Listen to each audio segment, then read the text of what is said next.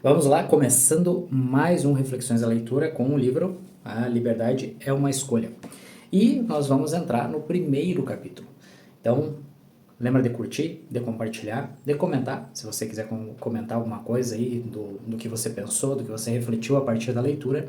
E lembrando que tem algumas meditações que você pode fazer lá no Meditar e Sereniter, que está o link aqui embaixo na descrição. Certo? Então, vamos começar. E agora? A prisão da vitimização. De acordo com o que percebi em minha experiência, as vítimas perguntam por que eu? E os sobreviventes, e agora? O sofrimento é universal, mas a vitimização é uma opção. Não há como evitar ser agredido ou oprimido por outras pessoas ou pelas circunstâncias. A única garantia é que vamos sofrer independentemente de nossa gentileza ou do nosso esforço pessoal. Seremos afetados por fatores ambientais e genéticos sobre os quais temos pouco ou nenhum controle. Mas cada um de nós pode escolher permanecer ou não na condição de vítima. Não podemos escolher o que nos acontece, mas podemos escolher como reagir às experiências. Muitas vezes permanecemos prisioneiros da vitimização porque, de forma inconsciente, isso nos traz uma sensação de segurança. Nós nos perguntamos por quê, sem parar, acreditando que, se conseguirmos entender a razão, a dor diminuirá. Por que tive câncer? Por que perdi meu emprego? Por que meu parceiro me traiu? Buscamos respostas na tentativa de entender como se houvesse uma razão lógica para explicar por que as coisas aconteceram daquela maneira. Porém, procurar o porquê indica que estamos à procura de alguém ou algo para colocar a culpa, inclusive nós mesmos. Por que isso aconteceu comigo? Bem, por que não aconteceria com você? Talvez eu tenha sobrevivido ao Auschwitz para poder me tornar um exemplo de sobrevivente, não de vítima, e conversar com você a respeito disso. Quando pergunto, e agora? Em vez de, por que eu? Deixo de me concentrar na razão porque essa coisa ruim aconteceu e começo a prestar atenção no que posso fazer com essa experiência. Não estou em busca de um salvador ou de um bode expiatório. Pelo contrário, estou tentando analisar as opções e as possibilidades. Meus pais não puderam escolher como terminar seus dias, mas eu tenho muitas opções. Posso me sentir culpada por ter sobrevivido enquanto milhões, incluindo minha mãe e meu pai, morreram. Ou posso escolher viver, trabalhar e melhorar a ponto de me libertar do peso do passado. Posso aproveitar minha força e minha liberdade. A vitimização é o rigor mortis da mente. Ela nos deixa presos ao passado, à dor e às perdas, focados no que não podemos fazer e no que não temos. Esta é a primeira estratégia para escapar da vitimização, abordar qualquer acontecimento com uma avaliação cuidadosa. Isso não significa ter que aprender a gostar do que está acontecendo, mas, ao parar de lutar e resistir, você ganha mais energia e imaginação para descobrir a resposta para a pergunta: e agora? Você começa a seguir em frente em vez de permanecer inerte. Além disso, se torna capaz de descobrir o que deseja, do que precisa e para onde quer ir a partir daí. Todo comportamento satisfaz uma necessidade. Muita gente escolhe permanecer no papel da vítima porque é confortável não precisar fazer nada em benefício próprio. A liberdade tem um preço. Somos convocados a nos responsabilizarmos por nosso comportamento e assumir a responsabilidade mesmo nas situações que não provocamos ou escolhemos estar. A vida é cheia de surpresas. Algumas semanas antes do Natal, Emily, 45 anos, mãe de duas crianças, casada e feliz há 11 anos, se sentou ao lado do marido depois de colocar os filhos para dormir. Quando ela ia sugerir que assistissem a um filme, o marido a encarou e, de maneira tranquila, disse as palavras que mudariam drasticamente a sua vida. Conheci uma pessoa. Estamos apaixonados. Acho que eu e você não devemos continuar casados, declarou ele. Emily ficou perplexa. Não conseguia sequer imaginar como superar aquela situação. E então, teve uma segunda surpresa. Descobriu que estava com câncer de mama, um tumor em estágio avançado que exigia quimioterapia agressiva e imediata. Nas primeiras semanas do tratamento, ela se sentiu paralisada. Seu marido adiou a conversa sobre o divórcio para ficar ao lado dela durante o tratamento, mas Emily estava apática. Era como se sua vida tivesse chegado ao fim. 8 meses depois de receber o diagnóstico, Emily havia passado por uma cirurgia e recebido mais notícias inesperadas. O câncer estava em remissão total. A doença se fora, assim como seu marido. Logo que a quimioterapia terminou, ele avisou que tinha tomado uma decisão. Já havia alugado um apartamento e dado entrada no divórcio.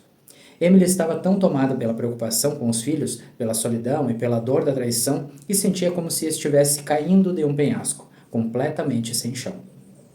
O divórcio tornou real seu pior medo. O terror de ser abandonada a acompanhava desde os 4 anos, quando sua mãe teve uma depressão profunda. Na época, seu pai se refugiou no trabalho, mantendo silêncio sobre a situação e deixando Emily lidar com aquilo sozinha.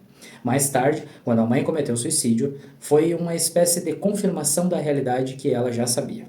Embora tentasse evitar de que as pessoas que ela ama desaparecem.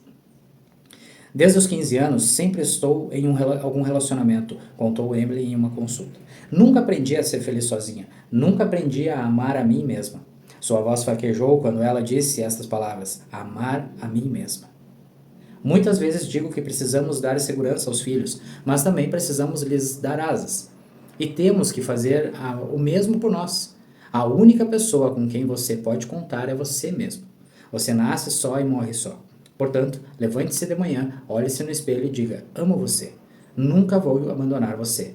Abrace-se, beije-se e continue se amando o dia inteiro, todos os dias. Como devo lidar com o meu ex-marido? Perguntou Emily uma vez. Sempre que nos encontramos, ele aparenta estar calmo e relaxado. Ele está feliz com a decisão que tomou, mas todas as minhas emoções transbordam e começo a chorar. Não consigo me controlar quando o vejo.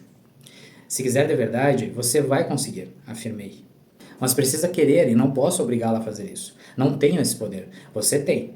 Tome uma decisão. Talvez sinta vontade de gritar e chorar, mas não faça nada que não seja bom para você mesma. Às vezes basta uma frase para mostrar como escapar da armadilha da vitimização. Pergunte-se: isso é bom para mim? Será que me fará bem dormir com um homem casado? Será que me fará bem comer mais um pedaço de bolo de chocolate? Será bom para mim socar o peito do meu marido infiel? Será bom sair para dançar e encontrar meus amigos? Isso aqui, gente, é dentro de uma autopercepção, uma autoavaliação que você pode se fazer. Porque cada uma das perguntas que você se fizer, o seu corpo todo vai vibrar e vai mostrar como é que isso vai reverberar em ti realmente. Se vai ser benéfico, se vai ser maléfico. Então, traga essa consciência de, em um momento de dúvida, se pergunte primeiro. E permita que o teu corpo responda aos pouquinhos, né? Porque conforme tu vai praticando, isso se torna mais rápido, mas no início é um processo mais lento, tá bom? Continuando. Outra estratégia para escapar da vitimização é aprender a lidar com a solidão. É o que a maioria das pessoas mais teme. Contudo, quando você ama a si mesmo, estar só não significa estar solitário.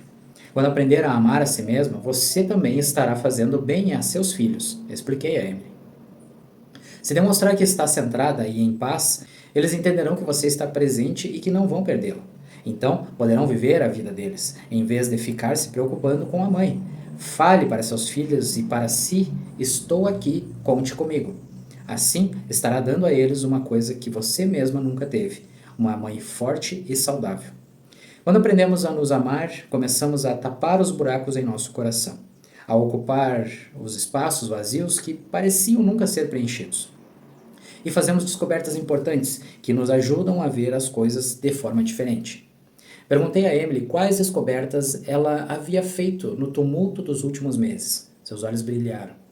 Descobri quanta gente maravilhosa tenho ao meu lado. Minha família, meus amigos, pessoas que não conhecia e que se tornaram especiais durante o tratamento. Quando o médico disse que eu estava com câncer, achei que minha vida havia chegado ao fim. Agora aprendi que sou forte, que posso lutar. Demorei 45 anos para entender isso, mas tenho sorte porque agora eu sei. Minha nova vida está apenas começando. Todos nós podemos encontrar força e liberdade mesmo em circunstâncias terríveis. É você quem manda na sua vida, portanto, assuma o controle. Você tem dentro de si todo o amor e o poder que precisa. Saiba que tipo de vida deseja viver, que tipo de relacionamento sonha ter. Junte-se a um grupo em que as pessoas enfrentam dificuldades parecidas com a sua, de forma que cada uma possa ajudar a outra a se comprometer com algo maior. A mente inventa todo tipo de coisa para nos proteger. O papel de vítima é um escudo tentador porque sugere que o sofrimento será menor se nos eximirmos da culpa. Enquanto Emily se identificava como vítima, podia transferir toda a culpa e responsabilidade por seu bem-estar para o ex-marido. A posição de vítima oferece um falso alívio ao protelar seu amadurecimento. Quanto mais tempo permanecemos nessa posição, mais difícil é sair dela. Você não é uma vítima, disse para Emily. Não é quem você é, mas o que foi feito com você. Podemos ser magoados e, ao mesmo tempo, responsáveis por essa mágoa. Podemos ser responsáveis e, ao mesmo tempo, inocentes. Mas, acima de tudo, podemos desistir dos ganhos secundários da vitimização pelos ganhos primários do amadurecimento, da cura e da mudança. A principal razão para sair da posição de vítima é ter a chance de seguir em frente. Bárbara estava tentando fazer isso quando entrou em contato comigo, um ano após a morte da sua mãe. Ela tinha uma aparência jovem para seus 64 anos, pele suave, mechas douradas no longo cabelo louro, mas parecia carregar um peso no peito e muita melancolia nos olhos azuis. A principal razão para sair da posição de vítima é ter a chance de seguir em frente. O relacionamento de Bárbara com a mãe era complicado, o que tornava o seu luto igualmente difícil. Exigente e controladora, a mãe tinha reforçado a posição de vítima da filha por anos, enfatizando problemas como notas ruins na escola e estimulando as convicções de que Bárbara era uma pessoa inútil e cheia de falhas que nunca conseguiria ser nada na vida. De certa forma, foi um alívio estar livre da perspectiva distorcida e crítica da sua mãe. Ainda assim, Bárbara se sentia angustiada. Uma lesão na coluna a obrigara a interromper o trabalho que ela tanto amava numa cafeteria local, além de prejudicar seu sono à noite quando sua cabeça não parava de girar com questionamentos. Será que meu tempo acabou? O que fiz para ser lembrada quando morrer? Onde eu errei? O que fiz com a minha vida?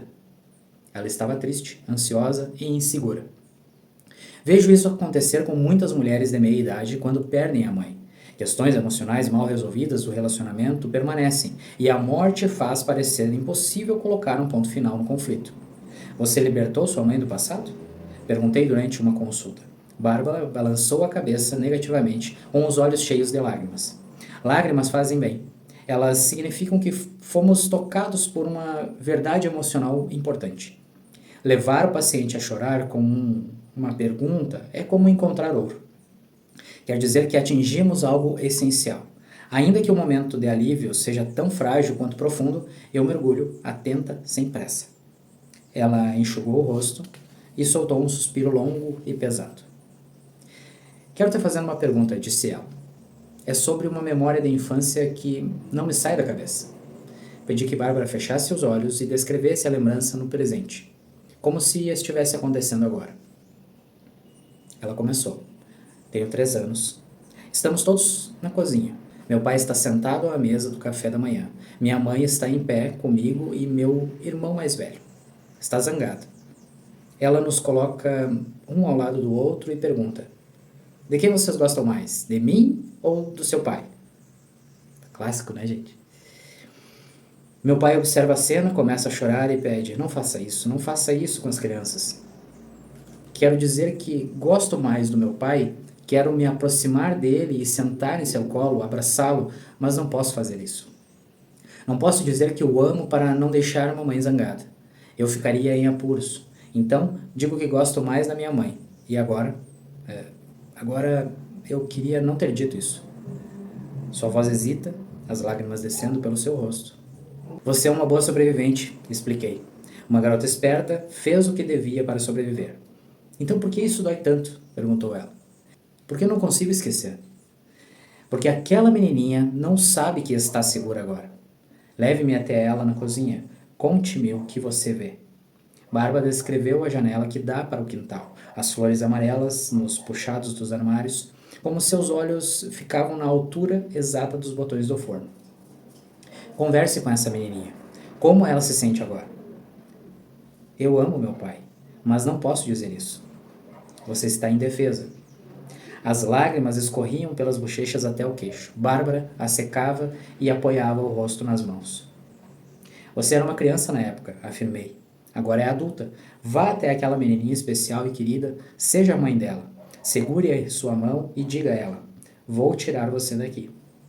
Os olhos de Bárbara permaneceram fechados. Seu corpo oscilava de um lado para o outro. Segure a mão dela, continuei. Leve-a para a sala. Desça os degraus da porta da frente. Vá para a calçada. Caminhe com ela até a esquina. Vire e fale para a menina. Você não está mais presa lá. A prisão da vitimização quase sempre se estabelece na infância. E mesmo ao atingirmos a vida adulta, ela pode continuar nos deixando tão inseguros quanto antes. Podemos nos libertar desse papel de vítima ao ajudar nossa criança interior a se sentir segura e permitir que ela perceba o mundo com a autonomia de uma pessoa adulta. Orientei Bárbara a continuar segurando a mão da menininha, a levá-la para um passeio, mostrando as flores do parque, a mimá-la e amá-la completamente. A lhe oferecer um sorvete ou um ursinho de pelúcia para abraçar. Qualquer coisa que a fizesse se sentir mais segura. Depois, leve-a para a praia, recomendei. Mostre a ela como fazer uma guerra de areia. Diga a ela, eu estou aqui e nós vamos ficar zangadas. Role com ela pela areia, grite, pule. Depois leve-a para casa. Não de volta àquela cozinha, mas para a casa onde você vive agora. O lugar onde você sempre estará para cuidar dela. Os olhos de Bárbara continuavam fechados, mas a boca e as bochechas estavam mais relaxadas. Uma ruga de tensão, no entanto, ainda franzia a área entre seus olhos. Aquela menininha estava presa na cozinha e precisava sair dali, expliquei. Você a resgatou. Ela concordou lentamente, mas seu rosto continuava tenso. Sua missão não tinha acabado. Havia outra pessoa que precisava ser resgatada. Sua mãe ainda está lá naquela cozinha. Abra a porta para ela. Diga a ela que é hora de vocês duas se libertarem. Bárbara foi até seu pai na mesa de café da manhã, onde ele permanecia sentado em silêncio, o rosto molhado de lágrimas. Ela o beijou na testa e falou do amor que teve que esconder quando era criança. Então, foi até a mãe. Colocou a mão no ombro dela, olhou diretamente em seus olhos e indicou com a cabeça a porta aberta, o caminho de grama visível de onde elas estavam. Quando Bárbara enfim abriu os olhos, parecia ter o rosto e os ombros relaxados. Obrigada, sussurrou ela. Libertar-se da posição de vítima também significa libertar os outros dos papéis que nós lhes atribuímos. Interessante, né, gente? Puxado, né? Mas estamos quase acabando o capítulo. Eu acredito que, para você que está escutando, as reflexões, os paralelos que você possa estar fazendo, vai ajudar você também a se libertar e ir libertando também essas pessoas que você foi colocando muitas vezes como culpados de alguma questão que você sente. Tá? Então, respira fundo, né? Procura relaxar e ir retomando, ok? Vamos continuar o capítulo. Tive a oportunidade de usar essa técnica em mim mesma recentemente, durante um circuito de palestras na Europa, para o qual convidei minha filha Audrey a me acompanhar. Quando ela estava no colégio e se levantava às 5 da manhã para treinar natação, era o pai dela quem a acompanhava nas competições por todo o Texas. Era assim que Bella e eu organizávamos as necessidades de nossa carreira e de nossos 3 filhos. Agíamos como parceiros, dividindo as responsabilidades, mas isso significa que ambos perdíamos coisas. Viajar com Audrey agora não substituía o tempo que havíamos perdido quando ela era mais jovem. Mas parecia ser uma maneira especial de marcar nosso relacionamento. Além disso, desta vez era eu que precisava de companhia. Fomos à Holanda e depois à Suíça, onde nos esbaldamos com sobremesas de inspiração francesa, tão gostosas e doces quanto as que meu pai costumava trazer escondido para mim quando chegava tarde da noite das partidas de bilhar.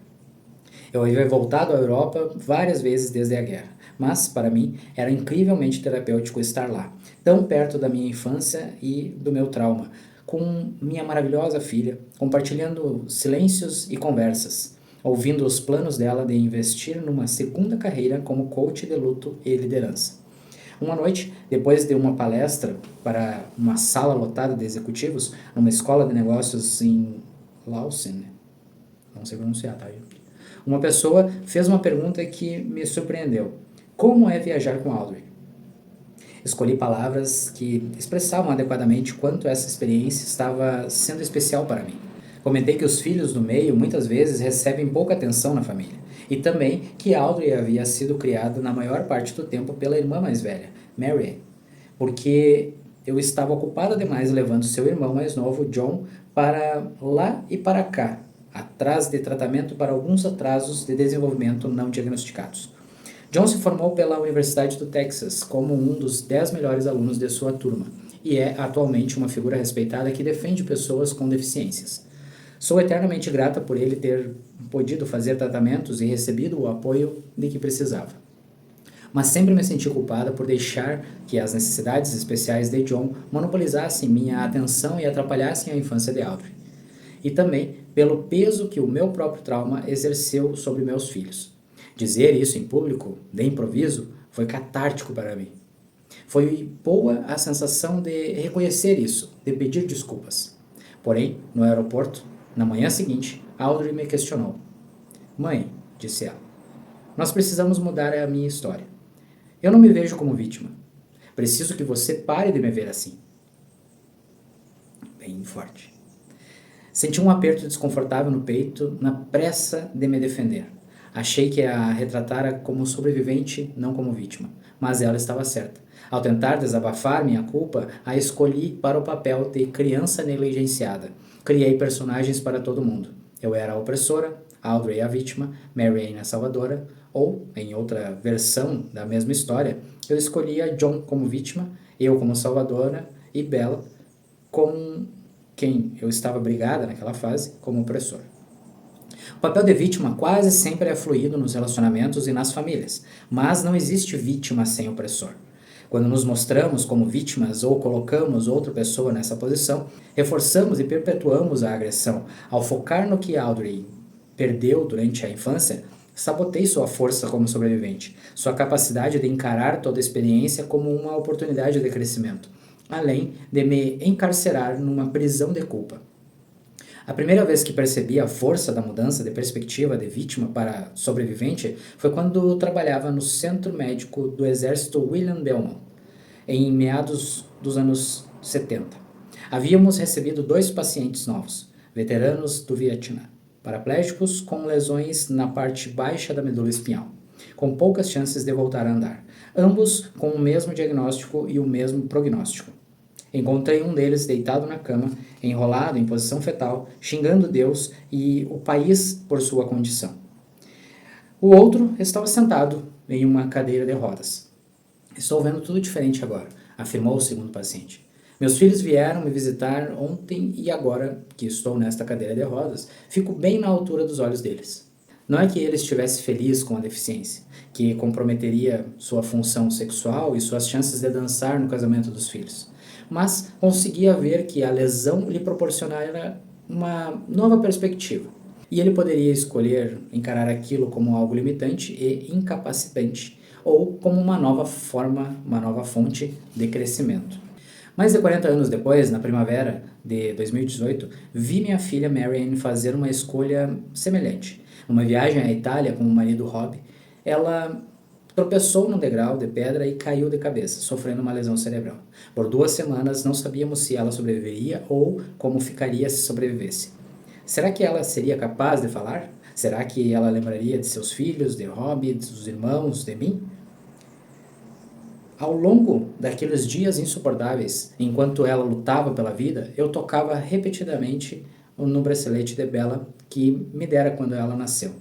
Uma trança grossa feita de 3 tipos de couro. Quando fugimos da Tchecoslováquia em 1949, eu o escondi numa fralda da Marianne. Desde então, uso o bracelete como uma espécie de talismã da vida e do amor que emergem até mesmo da destruição e da morte. Um lembrete de que é possível sobreviver apesar de tudo. Para mim, não há sentimento mais difícil do que o medo misturado com a impotência. Fiquei devastada com o sofrimento de Mary, aterrorizada com a possibilidade de perdê-la. E não havia nada de concreto que eu pudesse fazer para curá-la e impedir que o pior acontecesse. O medo crescia e eu repetia seu apelido em húngaro, Marchuka. Creio que seja assim, né? Ou Marcuca, tá? Enfim, como uma espécie de oração. Percebi que foi o que fiz em Auschwitz, quando dancei para Joseph Mengele. Eu me fechei, criei um santuário dentro de mim, um lugar para manter meu espírito em segurança em meio ao caos da ameaça e da incerteza. Milagrosamente, Marianne sobreviveu. Ela não se lembra das primeiras semanas após a queda.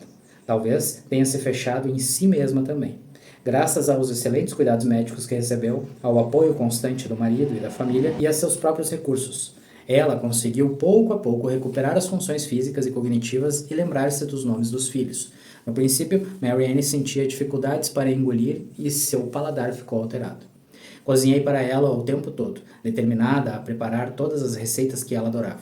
Um dia, ela me pediu para fazer trepanca, um prato à base de batata, servido com chucrute e brinza, um queijo artesanal tcheco. Era o que eu mais tive vontade de comer quando estava grávida dela.